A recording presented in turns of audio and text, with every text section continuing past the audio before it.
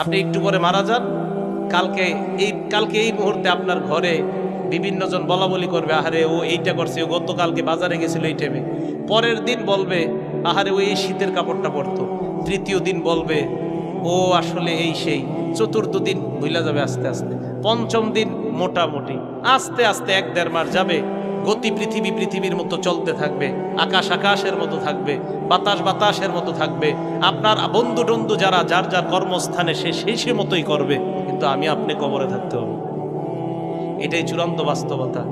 ইমানদারকে যখন বলবে আমি ইমানদারকে সত্যায়ন করলাম, আমার ইমানদার বান্দা যা বলছে সত্য কথা, এই কথা বলার পর আল্লাহ বলেন আফরিশুহু মিনাল জান্নাহ, আমার ইমানদার বান্দাকে কবরের মধ্যে দুনিয়ার মানুষ 3টা পাতলা কাপড় দিয়ে পাঠাইছে।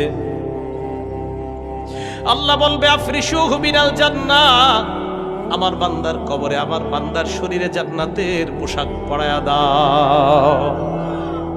এরা পাতলা কাপড় দিছে, ওকে জান্নাতের পোশাক পরাও। আফরিশুহু মিনাল জান্নাহ, তার কবরে জান্নাতের বিছানা বিছায়া দাও। ওয়ালবিসুহু মিনাল জান্নাহ ওয়াফতাহু লাহু বাবান ইলাল জান্নাহ। দেখেন কি কয়, ইমানদার বান্দার কবর থেকে জান্নাত পর্যন্ত একটা দরজা খুলে দাও, জান্নাত থেকে যেন ইমানদার বান্দা জান্নাতের নিয়ামতগুলা দেখতে পায়। হাদিসে কি আসছে দেখেন, বান্দা জান্নাতের দিকে তাকায়, তাকানোর পর যখন দেখবে হুর খেলমানরা নাচানাচি করে, বান্দার মন চাইবে স্পর্শ করার জন্য। আল্লাহ বলবে থাম থাম, নাম কানাউমাতিল আরুস, বাসর রাতের দুলার মতো ঘুমিয়ে যা। লা ইউকিজুহু ইল্লা আহাব্বা আহলিহি, যাকে তার প্রিয়তমা ছাড়া অন্য কেউ ডাক দেয় না।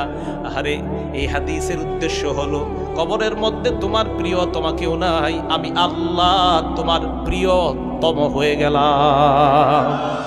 আল্লাহ প্রিয়তম, আমি কিয়ামতের মাঠে তোমাকে উঠাবো, ঘুমাও ঘুমাও।